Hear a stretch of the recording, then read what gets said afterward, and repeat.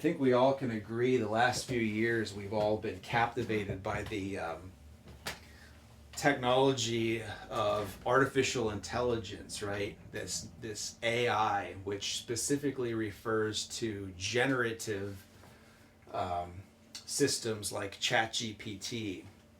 I think that's the catalyst that brought this thing to the forefront of media attention, where it remains to this day, 2 years later. We're in a situation now where conversations are bleeding over into things like electric utilities and renewable energy and non-renewable energy, even things as crazy as nuclear fusion. People are making connections with this AI, and I'm finding it to be a little dramatic, just a little over the top, right? So let's think about what's going on here. What do we mean when we say AI? To put it in one word, I'm going to say Chat GPT. That is the reason that the world is going wild the way it is over AI. AI is a pretty broad field of study. I mean, it involves a lot of different concepts of computing. But when you say AI, you mean ChatGPT, you mean LLMs, you mean generative AI. And I'm, of course, not an AI expert, so I'm not going to sit here and try to explain how it works. But let's just say that the way that it's designed requires a lot of computing power, a lot more computing power than traditional computing approaches for solving similar kind of problems. The result there is you get into this idea that then we need physical infrastructure on which to put the software that makes up the AI. Because at the end of the day, AI is nothing more than software. It's an algorithm. It's logic. It's the programming. Right? That's all it is. We need hardware. We need basically a big set of transistors to turn on and off and do our digital computations. And that, of course, requires electricity to power it. Just like a human being eats and drinks, and there is chemical energy in their food that gets transported to the brain and reacts with oxygen and releases energy.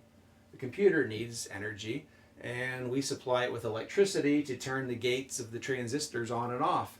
Right? It's basic stuff. And of course, you get this idea, well, we need a lot of computing power, so then we think, okay, it translates into a lot of electricity.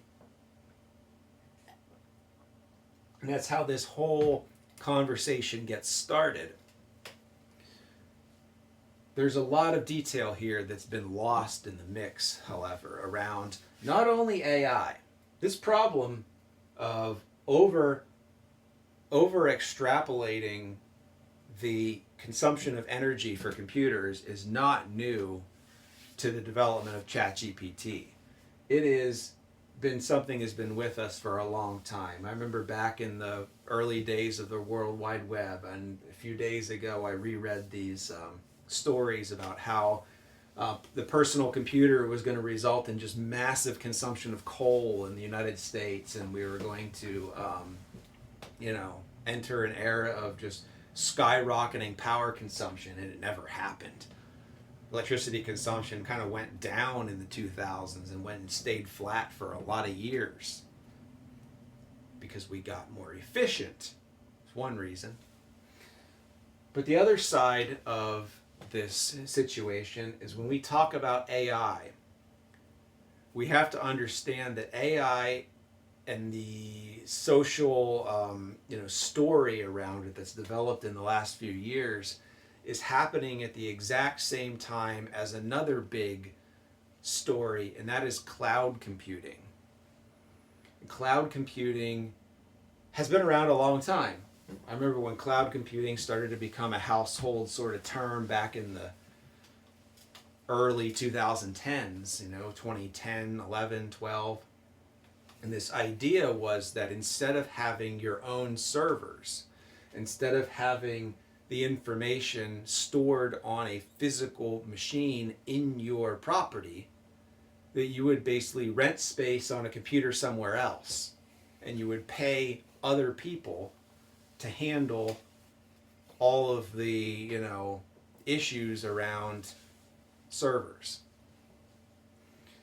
So companies like Amazon, we think of Amazon as a retailer, but in reality, the bread and butter of Amazon is AWS, Amazon Web Services.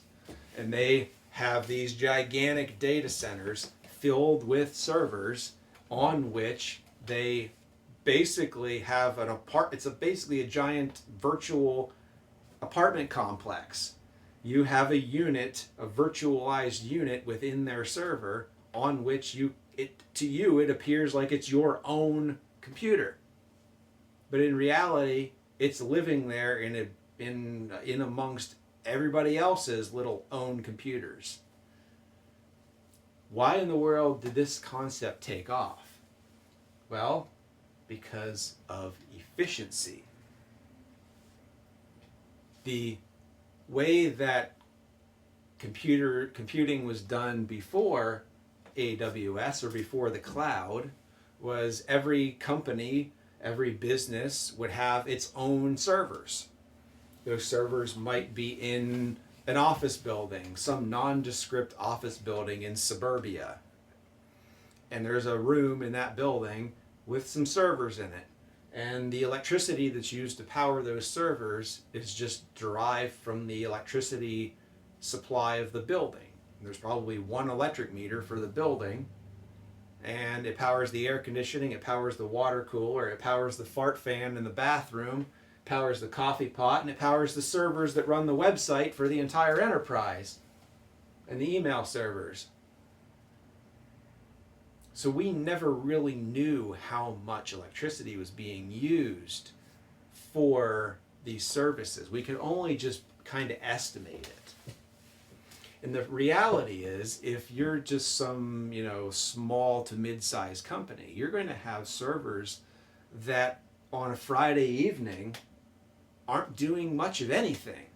If nobody's in the office and nobody's working, nobody's sending emails or chatting on, Messenger or moving files around on the network, your computers are just sitting there like a car with the engine running, not moving. It's just idling. Power is being consumed, quite a bit of power, to do nothing. What AWS and all of the cloud computing guys did is they realized, we need to take all these cars that are sitting and idling the majority of the time, and we need to turn them into driving at highway speeds all the time. And the way that we do that is we put a lot of people's stuff on there, and we make it so that that whole demand for computing can contract and expand over the course of a day. Now we're running the computer at full blast. The CPU is maxed out or close to it at all times. And we're getting a lot more computational output per watt of electricity going in. Now all of a sudden, they take all these servers and they put them in big data centers, big warehouses, just say in Northern Virginia. And they kind of centralize everything. And now all of these entities, all these corporations, all of these organizations, stuff is in one spot. And it's consuming this power that we can now measure. Oh my God, Microsoft has a data center in Northern Virginia that's using 100 megawatts. That's huge, right? Whenever the little data room in suburbia in the office complex of an engineering firm might have been using 10 kilowatts, if even that. So at the same time that AI has exploded in popularity, so has cloud computing. And a lot of what I'm seeing in the conversations about energy is people are not peeling away the two concepts. They're basically looking at Northern Virginia, and they're looking at the growth of electricity demand down there, especially since the COVID pandemic, when work from home and Teams and Zoom and all these applications, and of course the streaming and Netflix and all these things just exploded in popularity. You need all this cloud capacity, and you have to break that away from AI. Now, some people try to do that, and I'm not going to say that everybody fails at that.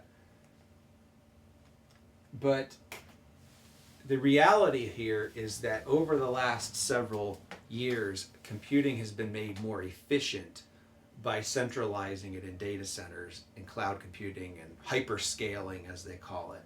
You're utilizing every watt to do more work versus it just sitting around spinning hard drives and fans in a server in somebody's basement. You know, I ran a web server when I was younger, and the vast majority that computer was a heater. That's really what it was. I mean, it was an electric heater that happened to serve a web page every once in a while. So what we're seeing happening is some people are trying to sort out the cloud computing from AI.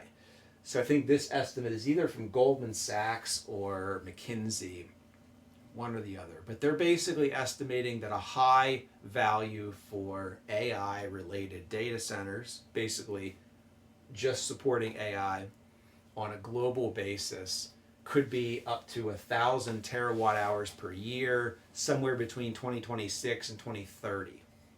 Right? This is about 1/4 of the electricity usage of the United States. Okay, that sounds pretty apocalyptic, right? You're going to increase the demand by 1/4? Well, that's just the United States. This is only 3% of global electricity usage. So the world is consuming somewhere around 30,000 terawatt hours per year, and I'm going to add another 1,000? This is peanuts. This is nothing. This is a high estimate. Right? I mean, certainly, if you tried to stuff it all in Northern Virginia, you're going to have a big problem. You're going to exceed what the PJM interconnection can provide. But if you distribute this around the world, big whoop. The next issue is, well, how are you going to generate 1,000 terawatt hours per year? This is where the climate, kind of the situation comes into play. A lot of the more everybody talks about, people are being alarmist. Well, here's where we have a lot more optimism in the world than what you might think. Is in 2024, it's December, so this is probably a pretty good number. We will have installed 550 gigawatts of solar globally. And if I assume a very conservative 15% capacity factor, that comes out to 800 terawatt hours per year of generating capacity. So in about a year and 3 months, we can build enough solar to power all of the worst case AI scenario. That is easy. That is not a big deal whatsoever. I find this to be a very minor problem. Right? We just have to take 550 gigawatts of solar or 600 or 700 gigawatts of solar and set it aside and say that's for the AI. There you go. We'll make as many megawatt hours or terawatt hours as we need. And the dynamics of this, of course, are just like they are with the power grid as it exists today. Every resource contributes what it needs to contribute to keep the system in operation. So the other side of this is, all right, so I'm saying that it's only 3% of global electricity. It's basically a year and 2 or 3 months worth of solar. But what about how much is it going to cost? This is very interesting because how much does it cost to use ChatGPT? I don't know. I don't use it, but I think there's a free version, and I think that there's a really expensive version. The end of the day, the companies that are running these AI things, if they really need these vast quantities of power, I mean, power is an OPEX. It's an ongoing expense, operational expense. So you need to somehow pay for that. Advertising? You're going to use advertising? Okay. Or a subscription.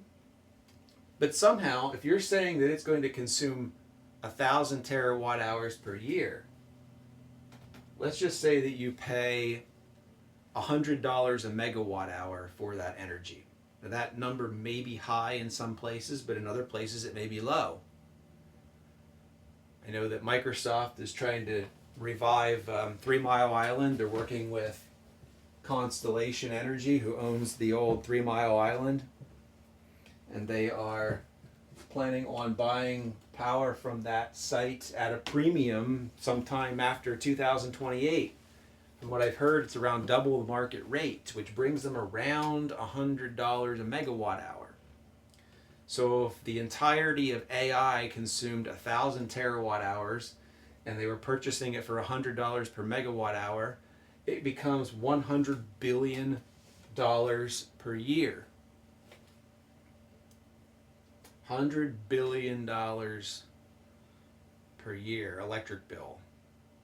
So all those advertisements, all those subscriptions have to pay for this. They have to pay for the software developers who build and maintain it. They have to pay for the computers, the physical, assets that do the computing. They have to pay for the building that it lives in. All the other stuff that a business has to pay for. But this is a big electric bill. Really big. Just for AI. So that leads me into the next concept. Do we really think that these companies want to spend that much money on OPEX, on ongoing cost?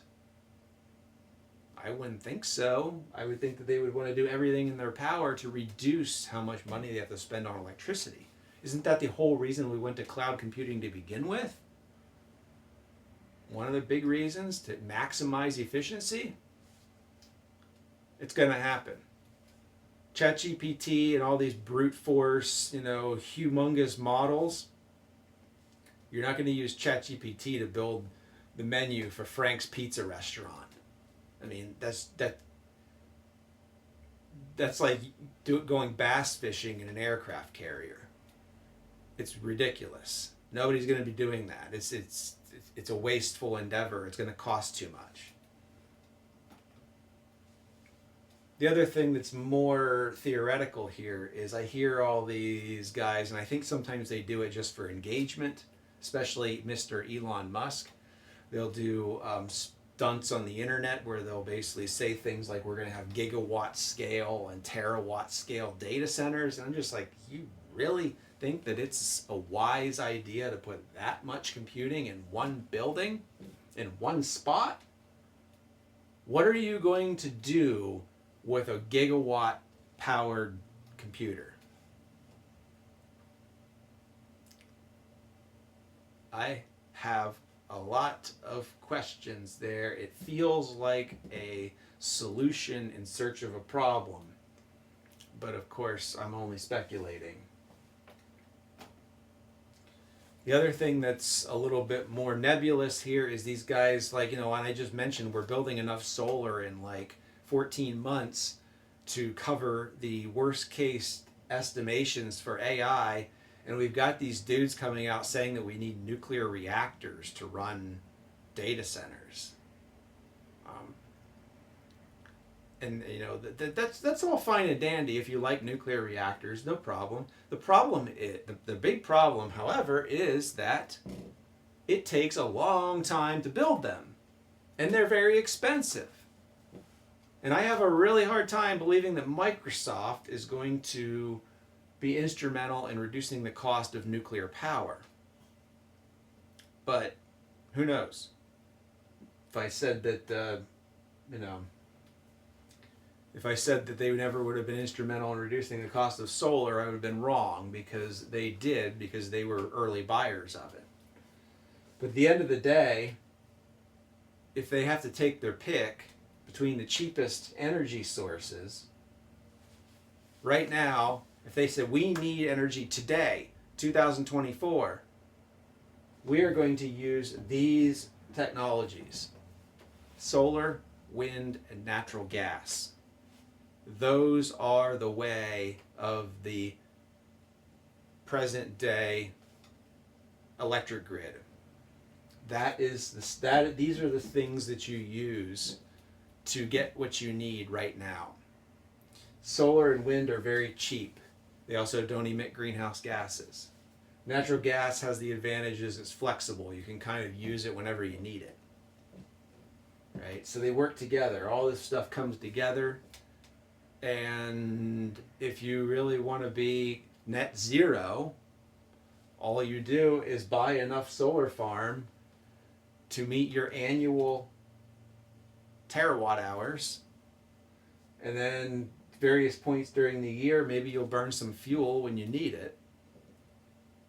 But that's why we have an electric grid, to be able to have that flexibility.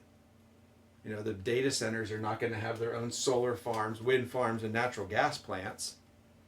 They're going to just buy it off the grid, because that's what makes the most economic sense. It's just like cloud computing. You can take advantage of scale and flexibility of having a large interconnected system. So my take on AI is it's a little bit of a freak out, and I'm not worried about the impacts of it on the energy situation. So that's it.